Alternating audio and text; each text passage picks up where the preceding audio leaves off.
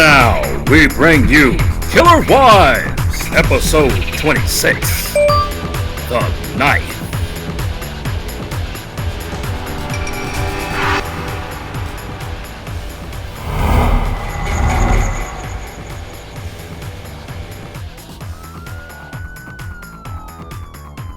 These are the case facts against Sandra Melger, who murdered her own husband. Isn't trust a bitch?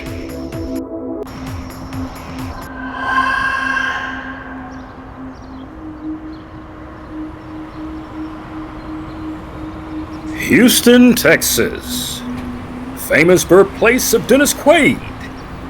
NFL player Michael Strahan. But also made famous by the murder of one Mr. Jim Melger.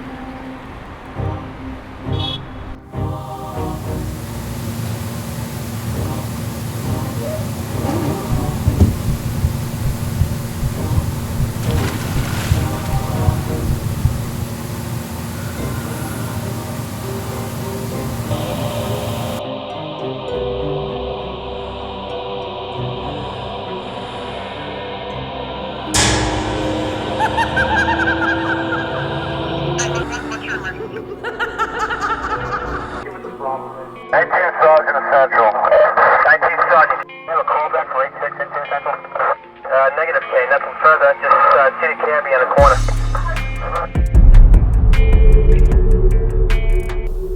On 32nd wedding anniversaries, wives have been known to give their husbands extravagant gifts.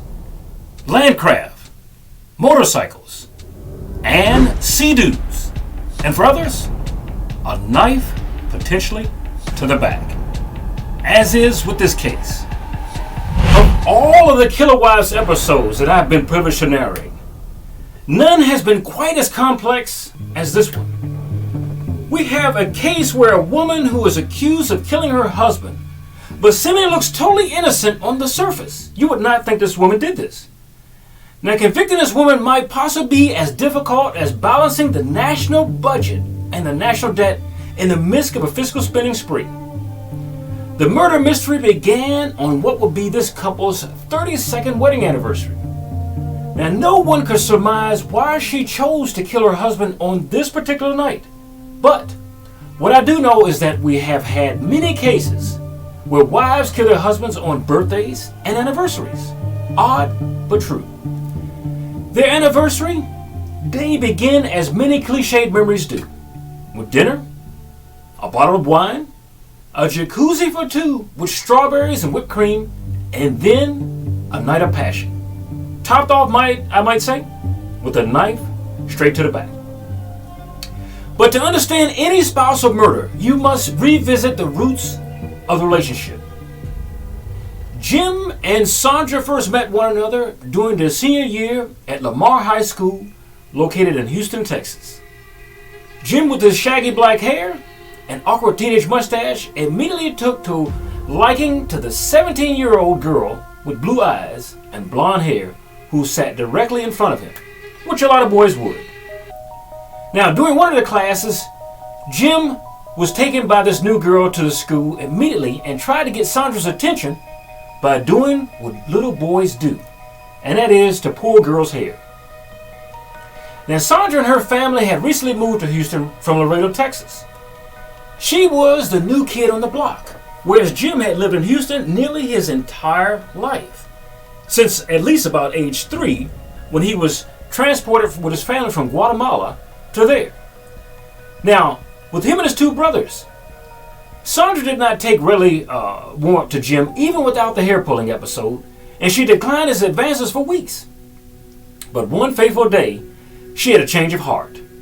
When out of the blue, Jim asked her to join him and a group of his friends to go downtown to the ice skating rink. Now, Sandra had reasoned that there was no harm in hanging out with Jim and a group of people over horny young boys, young suitors prying hands, nipping at her. She thought this would be safe.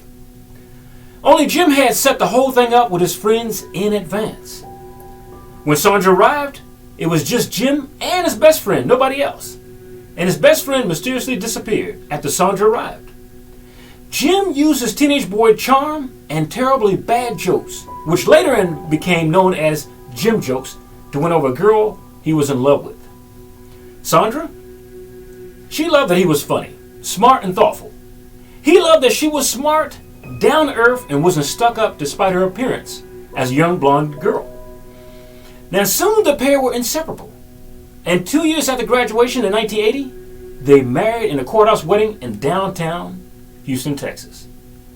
And this is a love fest that is believed that surrounded the couple for over 32 years of marriage. You're watching MNN, the men's channel. As a couple, they had attained a standard of wealth where they didn't have to worry about anything. And Jim had a life insurance policy on his life that would leave $500,000 to his wife should he die. Now, their only adult daughter at the time, Rose, says that her parents were happy together and lived a low-key life in Houston, where her father worked as a computer programmer and her mother owned a medical billing and coding business. So these two businesses provided enough income where there was no problem, aside from the great life insurance policy. She said they were the best of friends. They weren't just husband and wife. They just belonged together, she said. Now, while her parents had sporadic disagreements, Rose said their relationship was never violent. It was never yelling or screaming or being abusive, she says. They never called each other names. And if anybody knows anything about relationships, this is something that happens often. Now, I never even heard them even say shut up to each other. Knowing this, one would imagine it was rather largely for their friends and relatives to imagine her as a killer over the wishes of the police department and the detectives who insisted that she did it. On the night of the murder, the couple enjoyed a meal at their favorite Mexican restaurant. Now, they had been going to this Mexican restaurant for years, but this was a celebration. His wife Sandra would recount later for police 2 different times that the couple would depart that restaurant, but she believed it was around midnight. On the way home, they stopped off at their corner CVS pharmacy to get some drink mixers to continue the celebration at the house. It was a night to be frisky. It would seem that their drive home from there was uneventful and argument-free. Sandra, when they got into the house, she went directly to the jacuzzi with mixed drinks in hand, while Jim went another direction to the closet so he could disrobe. Now, within a few minutes, he would join her naked for what she said was a couple hours of reminiscing over how they wanted to sell their home and travel the world, which a lot of retired couples do.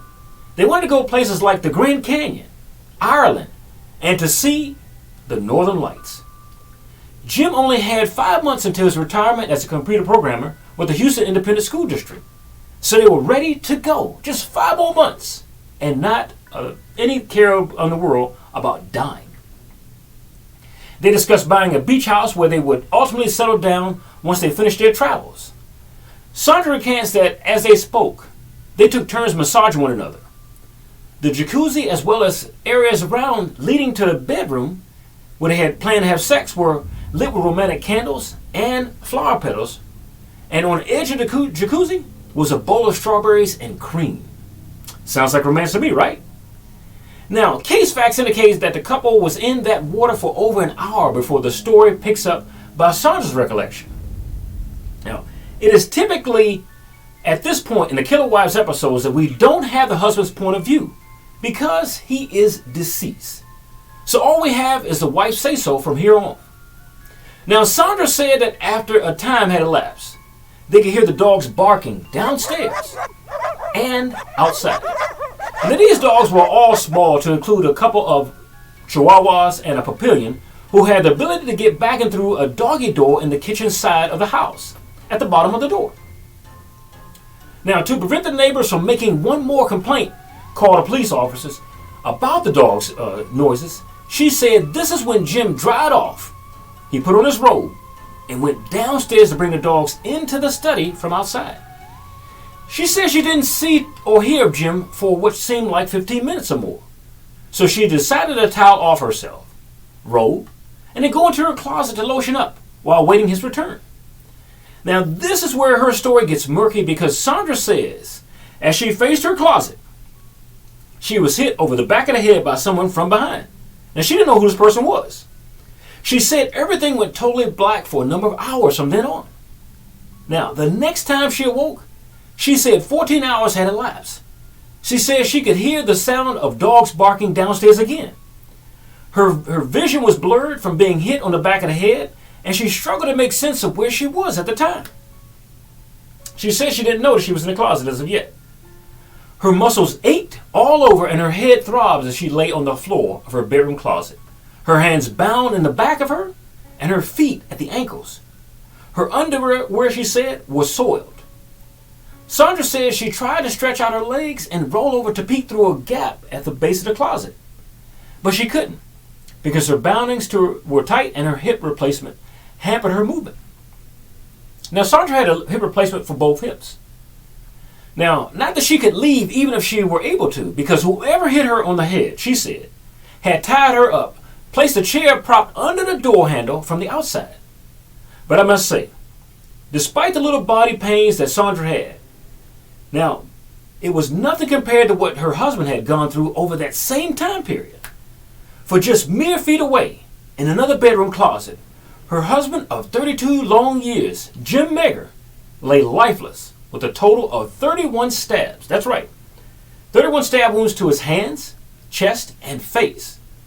Now, most of those wounds that Jim sustained would not have killed him immediately. So this is great pain. Now, this means that he suffered immensely as he fought his attacker off to the bitter end.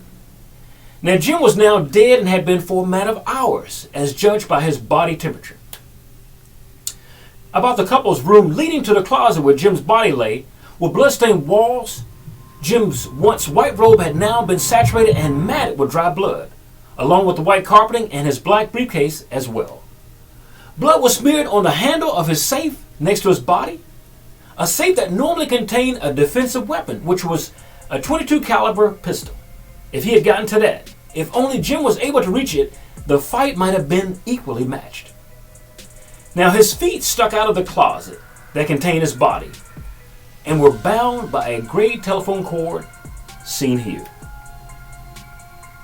A medical examiner would later determine all of Jim's wounds were defensive.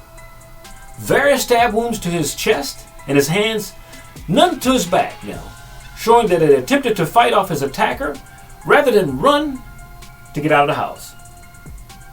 Now, this will come into play later on in the trial. Now, one of those stab wounds struck an artery near his right thumb, which had been nearly sliced off and likely caused much of the blood spatter in the closet and in the bedroom. Now, dresser drawers in the bedroom appeared ransacked with clothes and books, pill bottles strewn across the floor. Sandra's black purse and red wallet appeared looted on the top of the bed, with various cards tossed on top of the white comforter that was also stained with speckles of Jim's blood. A small white medical stool sat on the foot of the bed, partially covered in blood. Now, this leaving a stain that looked as if a blade of a knife had at one time been placed on this stool. You're watching MNN, the Men's Channel. The back of Jim's favorite wooden chair was stained with dry blood drippings. In a partially filled jacuzzi bathtub, where Sandra and Jim spent the previous evening, sat a white blouse, a green towel, and a silver chef's knife with a 6-inch blade and blood droplets that dried in the smallest of places. So whoever stabbed Jim to death used this area to wash away the evidence. Police will later determine that the knife that sat just beneath a couple of feet of jacuzzi water was a weapon that killed Jim.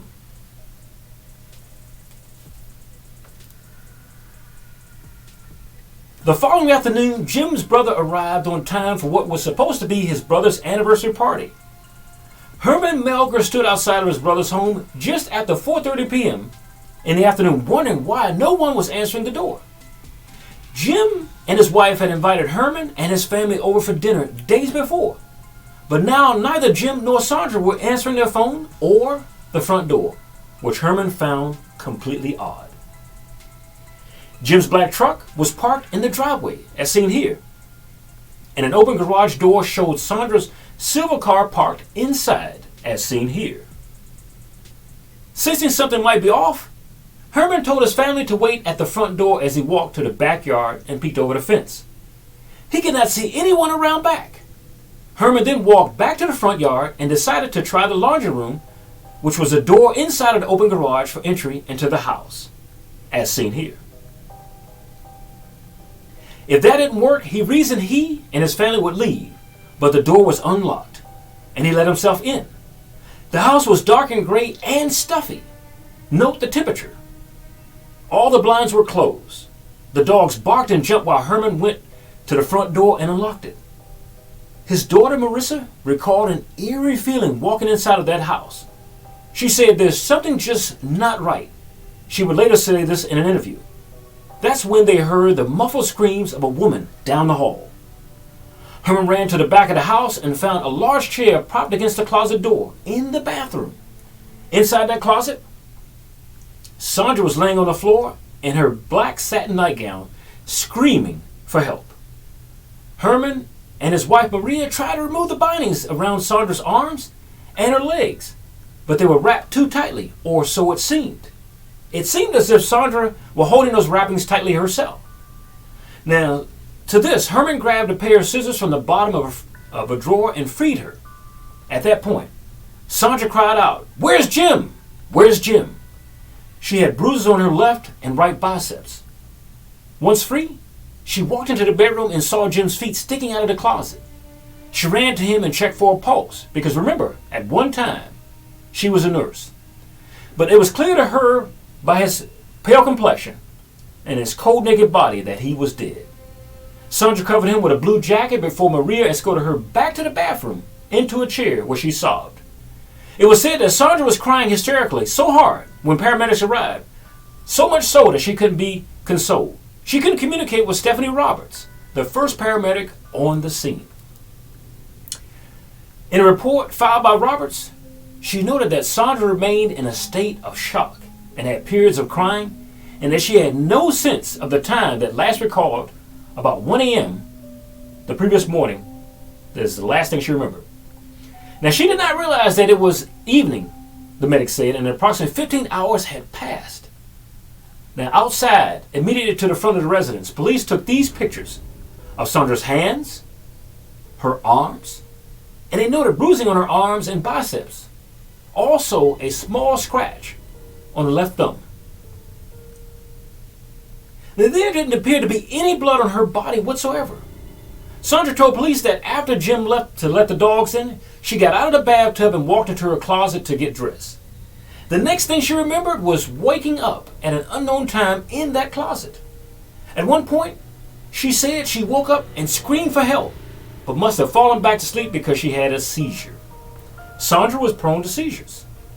Sandra told police that she suffered from a series of health problems, including lupus, an autoimmune disease that causes the body to attack itself, rheumatoid arthritis, and grand mal seizures, a disorder that leads to a loss of consciousness and violent contractions. Now, what she didn't tell the police is that she didn't have a seizure, but a year ago. It had been a long time since then. Because of those seizures, Sandra resigned from her job as a licensed vocational nurse, believing she could no longer work effectively. In the weeks before Jim's murder, Sandra told police she had auras, a symptom she described as a warning of an upcoming seizure. When she has a seizure, she told police it's common that she sleeps for hours and she wakes up confused, disoriented, as if in a lot of pain. As crime scene investigators combed through their house, Sandra was taken to an interrogation room at the Harris County Sheriff's Department. Now, she wore blue jeans and the same striped socks that she had when police found her at the curve of the house. You remember, her family got her out of the house, but they stopped her at the curve for the investigation. A cane was leaning against the arm of her chair. Sheriff Sergeants Sean Carazell and James Dowsey spent the next 3 hours questioning Sandra about the 36 hours leading to Jim's death. Sandra was soft-spoken and complained that she had a headache and it was hurt at the top of her head. With some details, she was very specific. She said she took her boots off in the bedroom, undressed in the bathroom, recalled what they talked about in the jacuzzi. Now, with other details, she struggled to remember. She is unsure what time they got home from dinner. At first, saying midnight before claiming 10:30 or 11. Now, would you remember this? She first told investigators Jim was gone 15 minutes to let the dogs in before she got out of the jacuzzi. Then later she said it was about 5 minutes. Now, I don't keep a track of time, she told them. I'm just guessing. I don't know. Then, when Carousel asked about their plans for the future, Sandra leaned forward, buried her face in her hands, and she began to sob. Carousel questioned the possibility that she killed her husband. He began with this statement. He said, "So, we work hundreds and hundreds of murders, okay? And sometimes we work cold-blooded killers. Killers from the street. They will kill somebody for nothing." He gave her this example. Carousel told her, then sometimes we work murders when there's an argument and something happens, okay? There's two different types of people. He said, you must understand this. He says, because if you are arguing with somebody and you lose your temper, an argument happens. What the detective was trying to allude to in a polite fashion was maybe she killed her husband in a heated argument. But Sandra didn't like this. She cut him off midstream and said, that's not what happened. That is not what happened. But I think I'm going to stop talking to you guys because I need a lawyer. This is what a lot of murderers do at that point. If you put the blame on them, they will immediately go for an attorney. We give you now just a brief snippet of that initial interview with Sandra. Well, isn't it ironic that you black out at the exact time when he's getting stabbed and bludgeoned I don't have an answer for you. multiple times like that, dying, screaming for gosh. help? Oh my gosh. Just, I don't You know what? I don't understand that. That's ironic to me. It's a lot of blood that he lost. And whatever he encountered them before you did, before they came and knocked you out. That's why I think there was ample opportunity for you to hear something and nothing. You're saying nothing. I mean, you could have had an army tank running in that bathroom and you'd hear that. That's what I don't understand. Could you hear him? no, I couldn't hear him. Could you hear him yelling for help? No, Could you hear him screaming? I didn't hear I anything. mean, he was in pain. We know that. He suffered a lot. I need you to help me. I need you to help me. I need you to help me on this. Can you help me? I need you to help me. I didn't hear Sandra, anything. can you help I me? didn't hear anything. I didn't hear anything. I need help, Sandra. Please help me. Screaming after screaming after screaming, he's in pain. I need help. Help me, Sandra. Help me. Tell me, your husband's a nice guy. He went through a lot of pain. Help me. Sandra, I need help. Please help me, Sandra. Sandra, help me.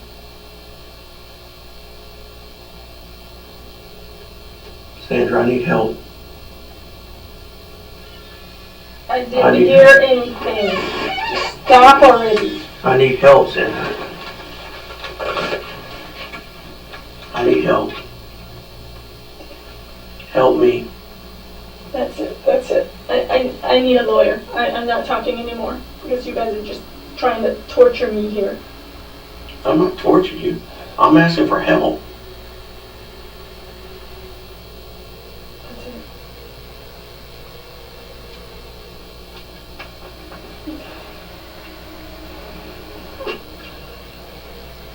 Do you love your husband? Yes, I love my husband. Do you care about him? Yes, Do you want us to find the killer? of course. I don't think you do.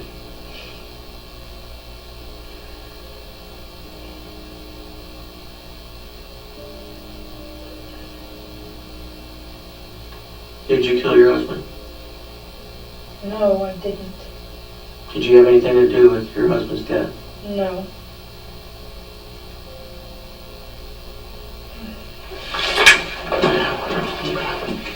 I'll be back.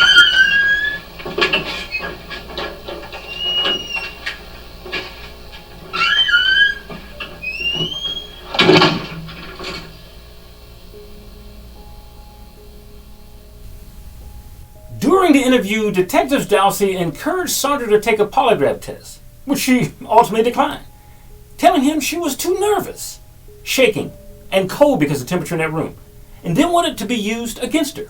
Now, would you want to clear your name in this situation? Her refusal irked Dowsey, who appeared to take it as if Sandra had something to hide. As the interview continued, Dowsey told her, "We're going to find out everything about you. We're going to find out everything about your husband. We're going to talk to everybody in your neighborhood. We're going to talk to everybody that you related to. We're going to talk to everybody you ever known. We're going to learn everything." By the end of the interrogation, the detective's frustration at Sandra's lack of memory was clear. Wasn't it ironic, they asked, why she could black out the moment her husband, who she said she loved dearly, was being brutally stabbed just feet away in the bedroom? Now, the detective even mimicked how many times he called out to her for help. Couldn't you have heard that? How does she not hear his screams? But let us get into the meat of this case on how a wife of 32 years was so capable of committing the perfect crime enough to throw guilt off her back and onto somebody else. Take a look at this video from the prosecutor to see how she did it.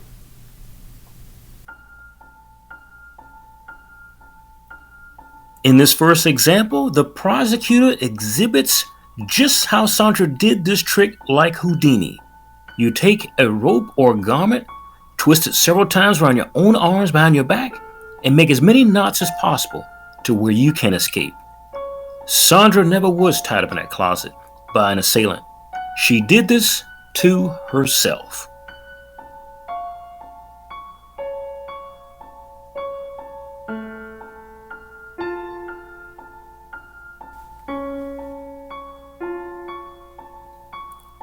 In this second video, a short one, the detective shows how Sandra easily took a chair, placed it against the closet, leaned it, and then used a pillow sham under the door to pull it and lock herself in the closet.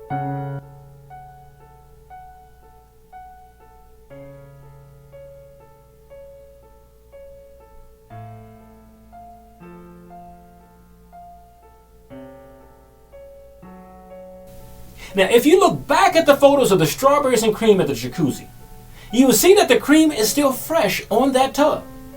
How can refrigerated cream last fresh in a musty house for 15 hours straight without collapsing to liquid?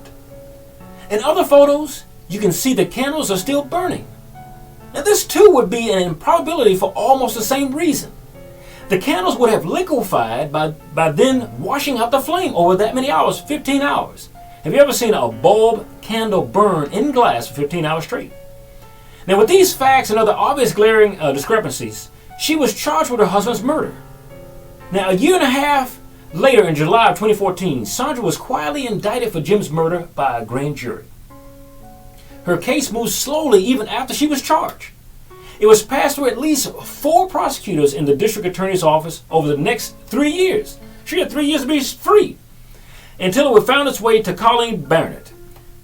Now, around May 2017, after 8 hours of deliberation over the span of 2 days, the jury of 8 men and 4 women found Sandra guilty of murder and sentenced her to 27 years in prison. But that was even a shorter time than what they could have gave her. She faced up to 99 years, but the jury had pity on her, and one member said that we figured at that point she would be in her early 70s and maybe had a chance to see her grandchildren.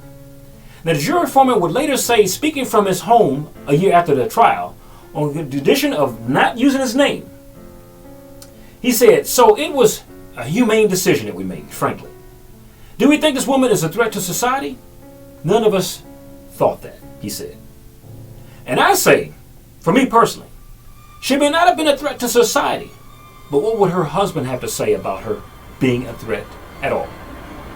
For Killer Wives, this is Charles Herbert. We thank you for watching.